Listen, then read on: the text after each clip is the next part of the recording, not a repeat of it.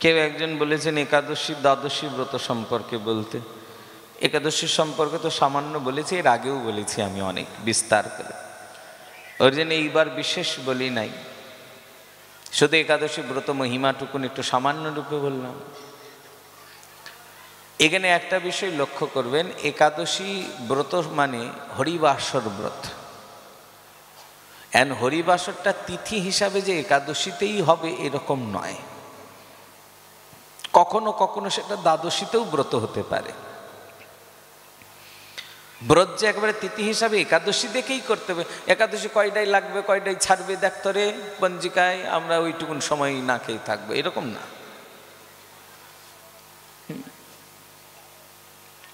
এখানে যারা একাদশী ব্রত পালন করবেন তারা খুব সাবধান হয়ে শুনুন, তাদের সর্বাগ্রে দেখতে হবে পূর্ববিদ্যায় ব্রত পরিত্যাগ করে পরবিদ্যাযুক্ত ব্রত ধারণ করা।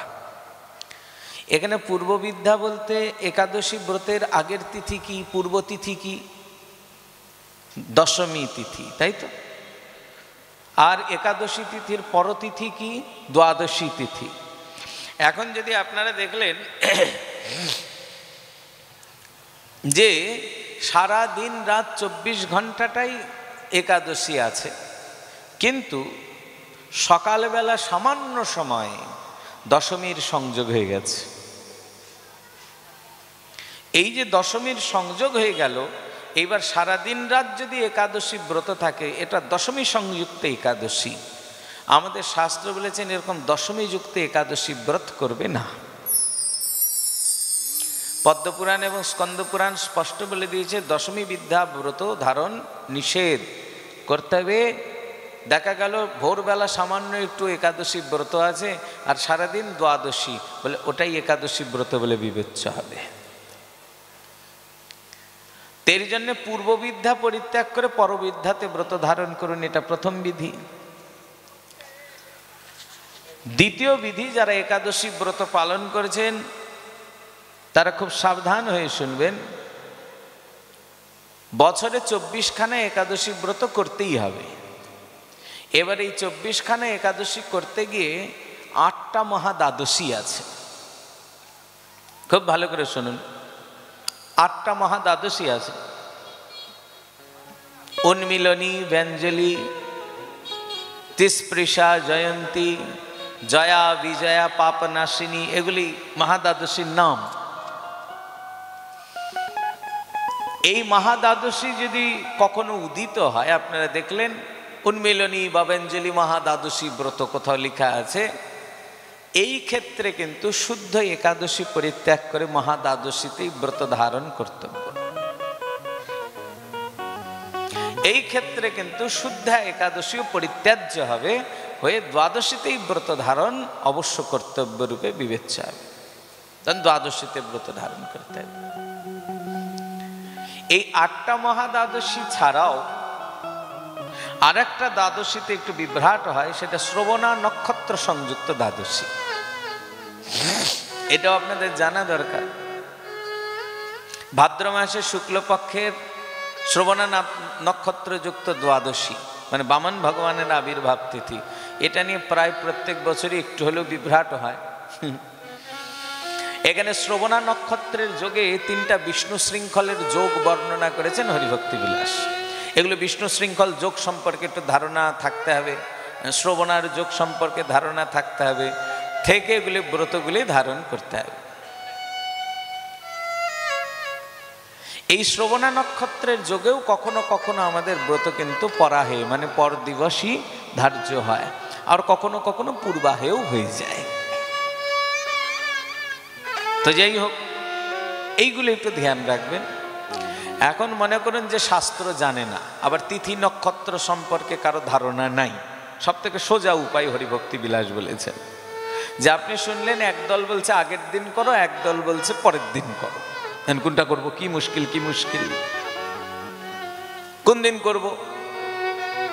হরিভক্তি বিলাস পরিশেষে শ্লোক দিয়েছেন, যখনই বিবাদকাল উপস্থিত হবে, একজন আগের দিন একজন পরের দিন বলছে, এই সময় যিনি বুদ্ধিমান তিনি তিথি নক্ষত্র না দেখে সর্বসম্মতিক্রমে পরদিনই ব্রত ধারণ করবেন।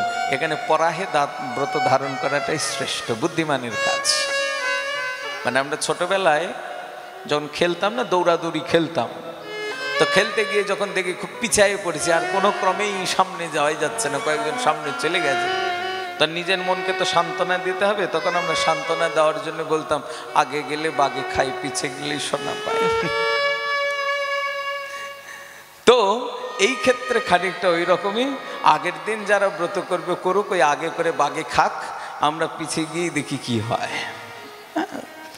তো এই ক্ষেত্রে সর্বসম্মতিক্রমে পেছনের দিনটায় করাটাই শ্রেষ্ঠ। এই রকম শুধুমাত্র একাদশী বা দ্বাদশী ব্রত ক্ষেত্রেই নয়, আমাদের বৈষ্ণবের রীতিতে জন্মাষ্টমী আদি ব্রতও কিন্তু এইরকমই নির্ণয় হয়। খুব ভালো করে শুনুন, দেখা গেল দিনরাত 24 ঘন্টায় অষ্টমী তিথি পেয়েছে, ভাদ্র মাসের কৃষ্ণপক্ষের অষ্টমী।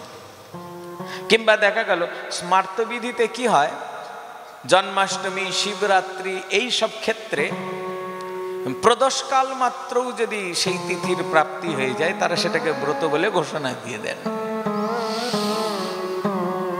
তো বৈষ্ণবীয় হিসাবে তা হয় না।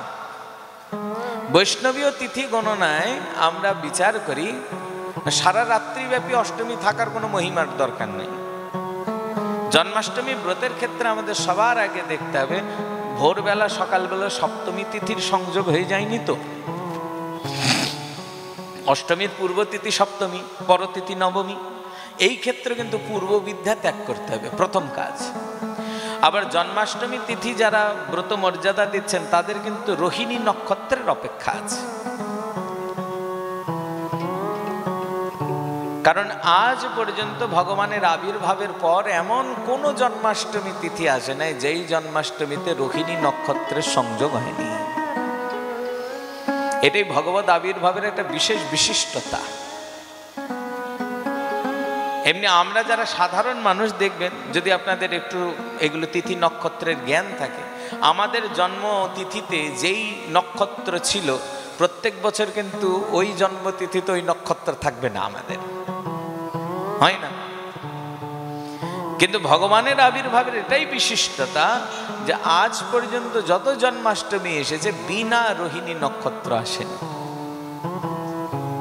যেন তেন প্রকারেণ জন্মাষ্টমী তিথিতে রোহিণী নক্ষত্রের সংযোগ হয়ে যায়। এই জন্য কদাচিৎ কদাচিৎ নক্ষত্র বিচারেও কিন্তু ব্রত পরাহে নির্ধারণ হয়ে যায়। এই জন্য কখনো তিথি ভারী হয়, কখনো নক্ষত্র ভারী হয়, এটা পণ্ডিতরা বিচার করেন। এই জন্য তো প্রচুর পড়াশোনা করতে হবে, ওই অল্প পড়ে তো হবে না এগুলি। এই জন্য যারা অল্প বুদ্ধি সম্পন্ন মানুষ তাদেরই বুদ্ধিমানের সব থেকে বড় কাজ যেটা পরের দিন হচ্ছে ওটাই করা, নির্বিচার, আগের দিনের প্রয়োজন নাই।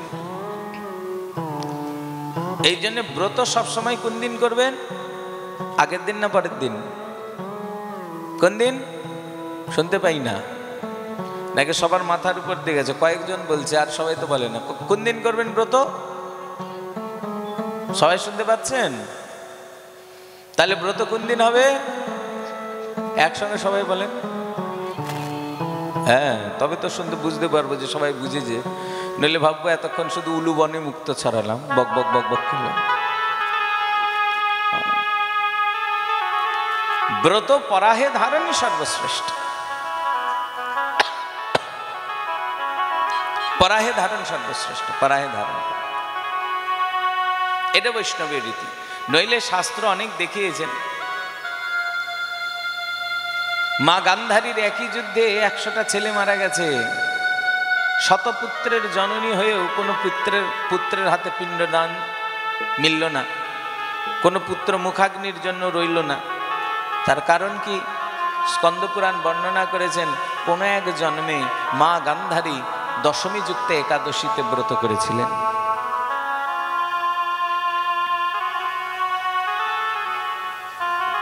শুধুমাত্র শত প্রজাপতির মালা গলায় পরেই হয়নি, অনেকগুলি কাজ একসঙ্গে সংযুক্ত হয়েছে। নইলে শুধু কটা প্রজাপতি মেরেই ওই রকম হয়, তাহলে আমাদের কি দশা হবে? হাই রে, আমরা কত হাঁস মুরগি মেরে ফেললাম। হ্যাঁ, কেন হয়? এই জন্য পূর্ববিদ্যা তিথি সম্পর্কে খুব সাবধান। পূর্ববিদ্যাতে কখনোই ব্রত ধারণ করবে না, সবসময় পরবিদ্যাতে ধারণ করো। সে জন্মাষ্টমী হোক, রাধাষ্টমী হোক, শিব চতুর্দশী হোক। আমাদের শিব চতুর্দশীও তাই, সকালবেলা একটু চতুর্দশী পেয়েছে, সারাদিন অমাবস্যা আছে, আমরা ওটাই শিবরাত্রি মানি। কিন্তু দিনের বেলা ত্রয়োদশী পেয়ে সারা রাত্রি চতুর্দশী, ওটাই শিব চতুর্দশী, আমরা মানি না। আর এই প্রসঙ্গে আপনাদের আরো একটা কথা বলি, বিশেষ করে যারা কৃষ্ণ মন্ত্রে বিষ্ণু মন্ত্রে দীক্ষিত হয়েছেন, তারা তো বৈষ্ণব, তাদের অন্তত বৈষ্ণবীয় আইনই মানাটাই ধর্ম।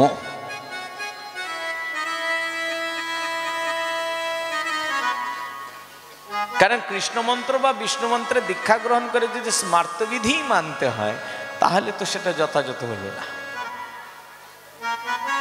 তাহলে আপনার গুরু নিষ্ঠাও নাই, ইষ্ট নিষ্ঠাও নাই, কিছুই নাই, সম্প্রদায় নিষ্ঠা তো নাই। এই জন্য যে কৃষ্ণ মন্ত্রে দীক্ষিত হয়েছেন, বিষ্ণু মন্ত্রে দীক্ষিত হয়েছেন, তাদের অবশ্যই বৈষ্ণবীয় আইন কানুন, বৈষ্ণবীয় আদব কায়দাই অনুসরণ করা অবশ্য কর্তব্য, অবশ্য কর্তব্য। তো এইভাবেই ব্রত ধারণ করুন,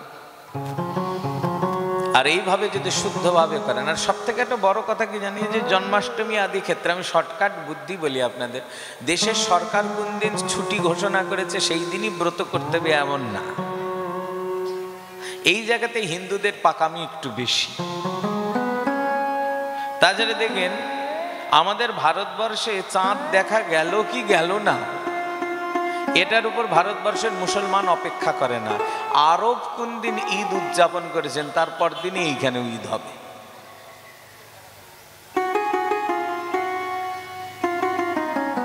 ভারতবর্ষের একটা লোকও যদি চাঁদ নাও দেখতে পায়, যদি শুনে যে হ্যাঁ আরবের কোথাও দেখা গেছে, হয়ে গেছে, ব্যাস, চিন্তা নেই। সঙ্গে সঙ্গে দিল্লি থেকে, জামা মসজিদ থেকে ঘোষণা দিয়ে দিলেন মৌলভী সাহেব, তিনি যা বলবেন সারা ভারতবর্ষের মুসলমান তাই করবেন। তো সমস্যা আমাদের, আমরা বলতে বলতে গলা দিয়ে রক্ত বেরোলেও এই সুখদেবপুরের এখানেই আপনারা যে কয়জন বসেছেন সবাই একমতে করবেন কিনা সন্দেহ আছে, আর গোটা ভারতবর্ষ তো পরের কথা। এই হলো আমাদের হিন্দুদের সমস্যা। এই জায়গাতেই বোঝা যায় আমরা এক না, আমাদের মতাদর্শ ভিন্ন। তো আমি আপনাদের একটা শর্টকাট কথা বলি, যে আমি জন্মাষ্টমী কবে করব এটা দেখার জন্য তো সব থেকে বেস্ট নিয়ম হলো বৃন্দাবনে কবে জন্মাষ্টমী হচ্ছে। কারণ জন্মাষ্টমী মানে কৃষ্ণ জন্মোৎসব, কৃষ্ণ জন্মোৎসব বৃন্দাবনে যেদিন হবে সেদিনই করা ভালো না? গোবিন্দ, গোপীনাথ, মদন মোহন, শ্যামসুন্দর, দামোদর, এগুলি মন্দিরে যেদিন জন্মাষ্টমী হবে সেদিনই জন্মাষ্টমী করুন। দেশের সরকার ছুটি ঘোষণা করেছে আগের দিন, অথচ বৃন্দাবনে জন্মাষ্টমী হয় পরদিন। কি মুশকিল! তার সারা দেশে কিরকম বিভীষিকা, মানে জানুন এটাও কলির ষড়যন্ত্র।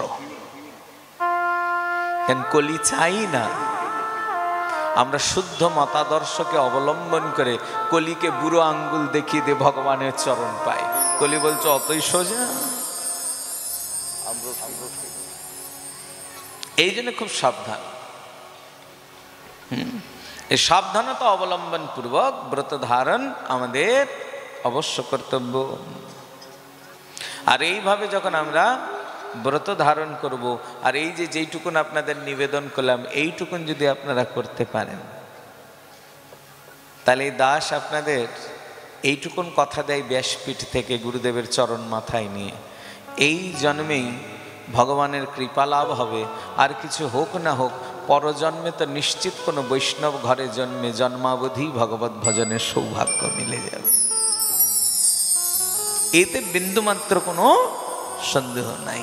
তাহলে জীবনটা যদি ভগবানময়ী করতে চাই, জীবনটা যদি বৃন্দাবনমুখী করতে চাই, তাহলে এগুলি পালন আমাদের অবশ্য করতে হবে। জীবনে যাই হোক, এই জন্য ভাগবত আশ্রয়, ভাগবত আমাদের বৃন্দাবনের দিকে নিয়ে যাচ্ছেন। ভাগবত আমাদের ভগবানের সঙ্গ করাচ্ছেন। ভাগবত আমাদের যেন তেন প্রকারে ভগবত সান্নিধ্য দিচ্ছেন, কারণ ভগবানের সান্নিধ্যেই আমাদের কল্যাণ হয়, ভগবানের সান্নিধ্যেই আমাদের আনন্দ হয়, তাই না? তাছাড়া তো বাকি সব দুঃখ। ভগবত সান্নিধ্যে আনন্দ, ভগবত সন্নিধানই আমাদের জীবনে পরম আনন্দ। এই জন্য সবসময় ভাগবত সঙ্গ, ভগবত সন্নিধানে থাকো, তাহলে ভগবানের কৃপা হয়ে যাবে।